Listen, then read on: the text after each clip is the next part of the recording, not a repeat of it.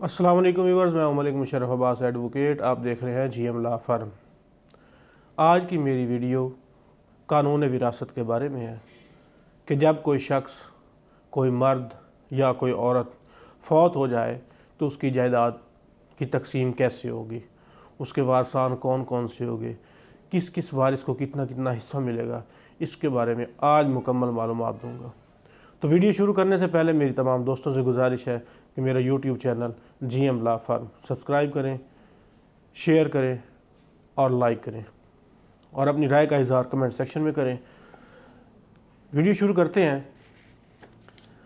पहले मैं आपको 3 कैटेगरीज़ बताऊंगा कि विरासत की तकसीम कैसे होगी, किन किन मराहिल में होगी और इनमें मरहले कौन कौन से हैं। नंबर 1, जायदाद हकदारों में मुतवफ़ी पर वाजिबुल अदा कर्ज देने और वसीयत को पूरा करने के बाद तकसीम होगी।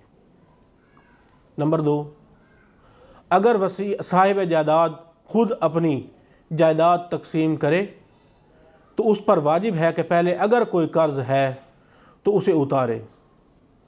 जिन लोगों से उसने वादे किए हैं उन वादों को पूरा करे और तकसीम के वक्त जो रिश्तेदार यतीम और मस्कीन हाजिर हों उनको भी कुछ न कुछ ज़रूर दे।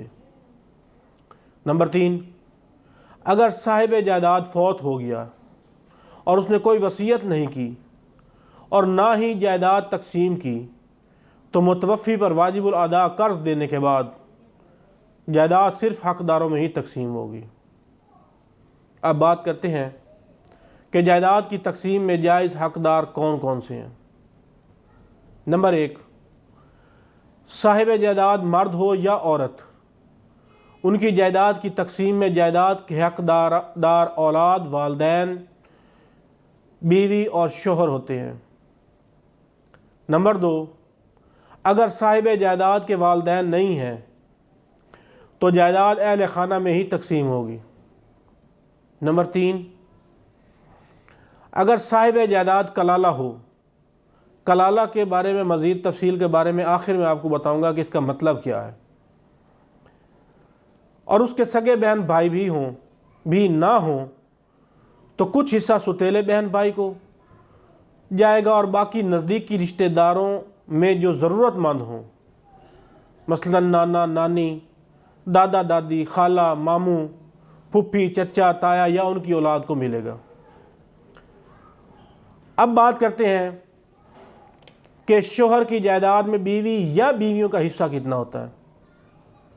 कि शोहर फौत हो गया, उसकी बीवी एक है या एक से ज़्यादा है, तो उनके हिस्से कितने निकलेंगे, कैसे कैसे उनका हिस्सा बनेगा। नंबर 1, शोहर की जायदाद में बीवी का 8वां हिस्सा या चौथाई हिस्सा होता है। नंबर 2, अगर एक से ज़्यादा बीवियां होंगी तो उनमें वही हिस्सा बराबर में तकसीम हो जाएगा। नंबर 3, अगर शोहर की औलाद है तो जायदाद का 8वां हिस्सा बीवी का,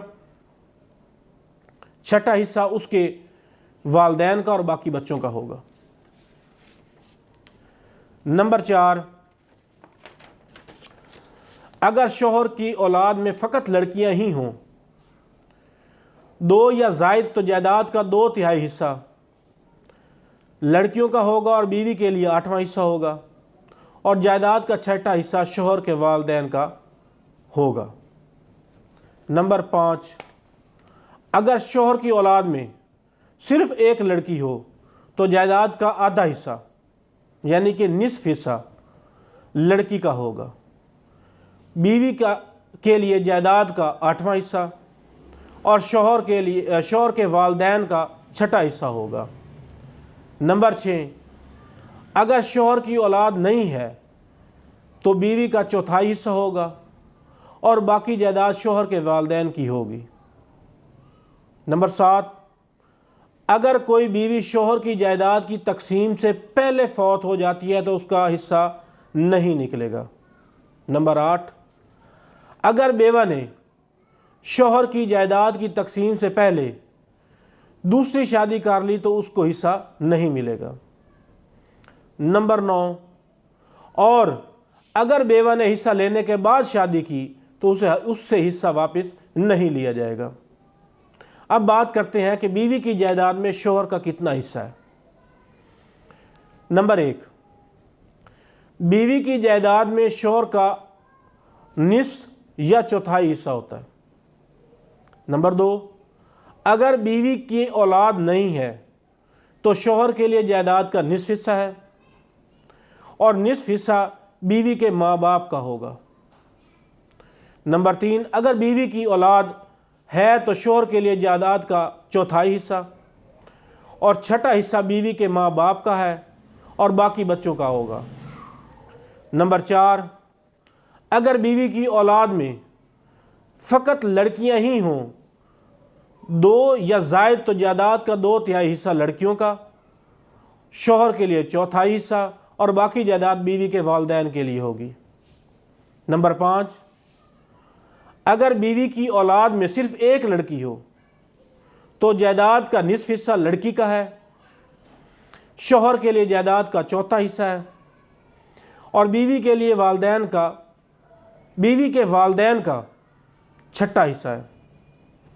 नंबर 6, अगर शौहर बीवी के वालिदैन की तरफ से जायदाद मिलने से पहले फौत हो जाए तो उसमें शौहर का हिस्सा नहीं निकलेगा।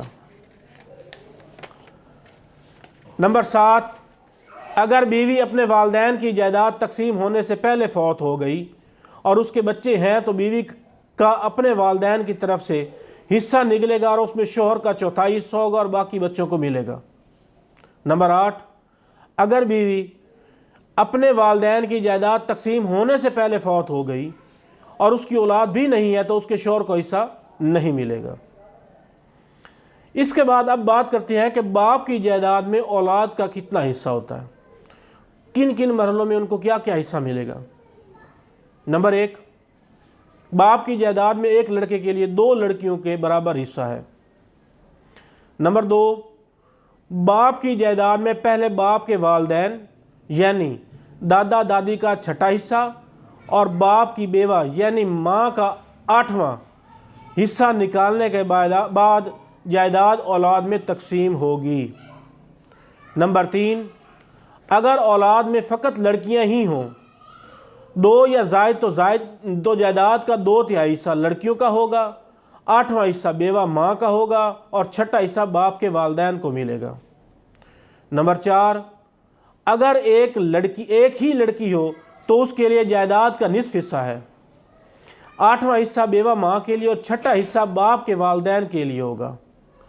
नंबर 5, अगर बाप के वालिदैन यानी दादा या दादी जायदाद की तकसीम के वक्त जिंदा नहीं तो उनका हिस्सा नहीं निकाला जाएगा। नंबर 6, अगर कोई भाई बाप की जायदाद की तकसीम से पहले फौत हो गया और उसकी बेवा और बच्चे हैं तो भाई का हिस्सा मुकम्मल तरीके से निकाला जाएगा। नंबर 7, अगर कोई बहन बाप की जायदाद की तकसीम से पहले फौत हो जाए और उसका शौहर और बच्चे हों तो शौहर और बच्चों को हिस्सा मिलेगा, लेकिन अगर बच्चे नहीं हैं तो उसके शौहर को हिस्सा नहीं मिलेगा। इसके बाद अब बात करते हैं माँ की जायदाद में औलाद का कितना हिस्सा होता है। नंबर 1, माँ की जायदाद में एक लड़के के लिए 2 लड़कियों के बराबर हिस्सा है। नंबर 2, जायदाद माँ के वालिदैन यानी नाना नानी और बाप का हिस्सा निकालने के बाद औलाद में तकसीम होगी। नंबर 3, और अगर औलाद में फ़कत लड़कियां ही हों, 2 या ज़ायद तो जायदाद का 2/3 हिस्सा लड़कियों का होगा, बाप के लिए चौथाई हिस्सा और बाकी जायदाद माँ के वालिदैन को जाएगी। नंबर 4, और अगर औलाद में सिर्फ एक लड़की हो तो जायदाद का निस्फ हिस्सा लड़की का है, बाप के लिए जायदाद का चौथाई हिस्सा है और माँ के वालिदैन का छठा हिस्सा होगा। अगर माँ के वालिदैन, नंबर 5, अगर माँ के वालिदैन तकसीम के वक्त ज़िंदा नहीं है तो उनका हिस्सा नहीं निकाला जाएगा। नंबर 6, और अगर बाप भी ज़िंदा नहीं है तो बाप का हिस्सा भी नहीं निकाला जाएगा। माँ की पूरी जायदाद उसके बच्चों में तकसीम होगी।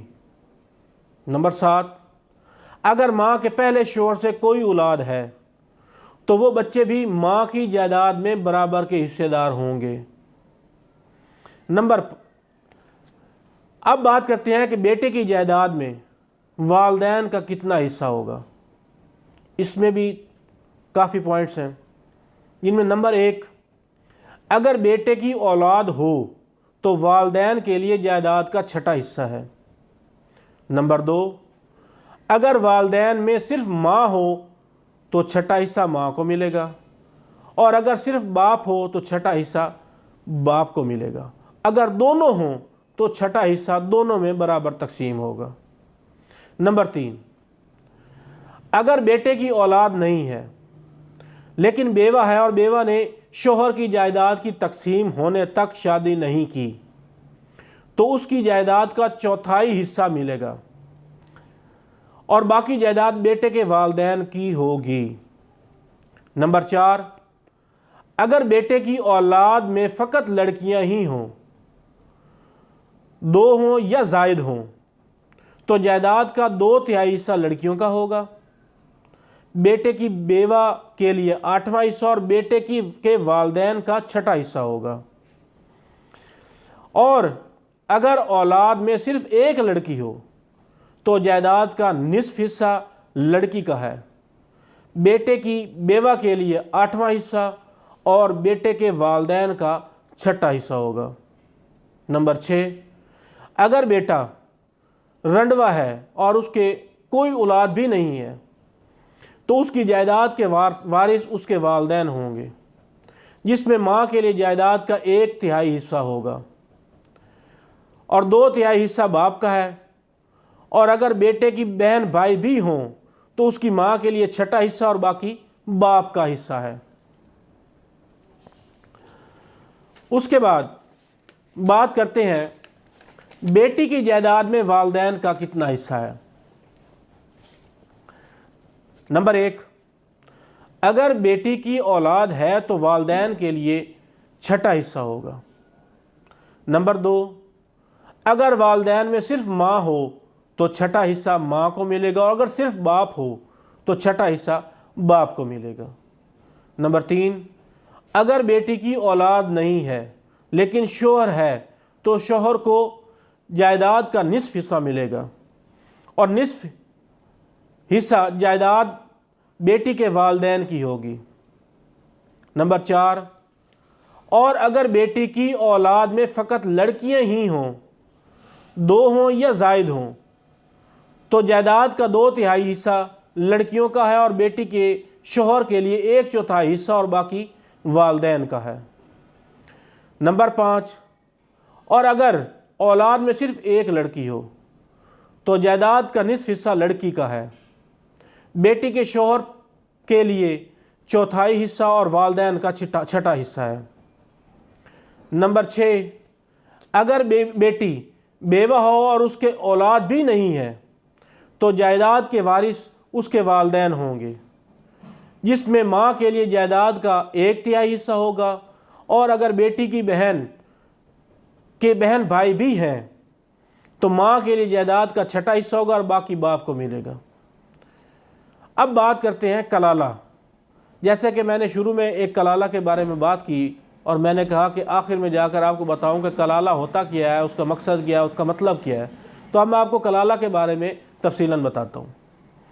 कलाला से मुराद ऐसे मर्द और औरत जिनकी जायदाद का कोई वारिस ना हो, यानी जिनकी ना तो औलाद हो और ना ही वालिदैन हो और ना ही शोहर या बीवी हो। नंबर 1, अगर साहिब मिरास मर्द या औरत कलाला हों, उसके सगे बहन भाई भी ना हों, और अगर उसका सिर्फ एक सौतेला भाई हो तो उसके लिए जायदाद का छठा हिस्सा है। या अगर सिर्फ एक सौतेली बहन हो तो उसके लिए जायदाद का छठा हिस्सा है। उसके बाद नंबर 2, अगर बहन भाई तादाद में ज़्यादा हों तो वो सब जायदाद के 1/3 हिस्सा में शरीक होंगे। नंबर 3, और बाकी जायदाद करीबी रिश्तेदारों में अगर दादा दादी, नाना नानी ज़िंदा हों या चचा ताया फुप्पी खाला मामू में या उनकी औलादों में जो ज़रूरतमंद हों उनमें ऐसे तकसीम की जाए जो के लिए ज़र रसा ना हो। अब आपसे बात करते हैं कि अगर कलाला के सगे बहन भाई हों तो फिर तकसीम कैसे होगी। नंबर 1, अगर कलाला मर्द या औरत हलाक हो जाए और उसकी एक बहन हो तो उसकी बहन के लिए जायदाद का निस्फ हिस्सा है और बाकी करीबी रिश्तेदारों में ज़रूरतमंदों के लिए है। नंबर 2, अगर उसकी 2 बहनें हों तो उनके लिए जायदाद का 2/3 हिस्सा है और बाकी करीबी रिश्तेदारों में ज़रूरतमंदों के लिए है। नंबर 3, अगर उसका एक भाई हो तो सारी जायदाद का भाई ही वारिस होगा। नंबर 4, अगर भाई बहन मर्द और औरतें हों तो सारी जायदाद उन्हीं में तकसीम होगी, मर्द के लिए दुगना हिस्सा होगा। उम्मीद करता हूँ कि आज की मालूमाती वीडियो आपको पसंद आई होगी। वस्सलाम।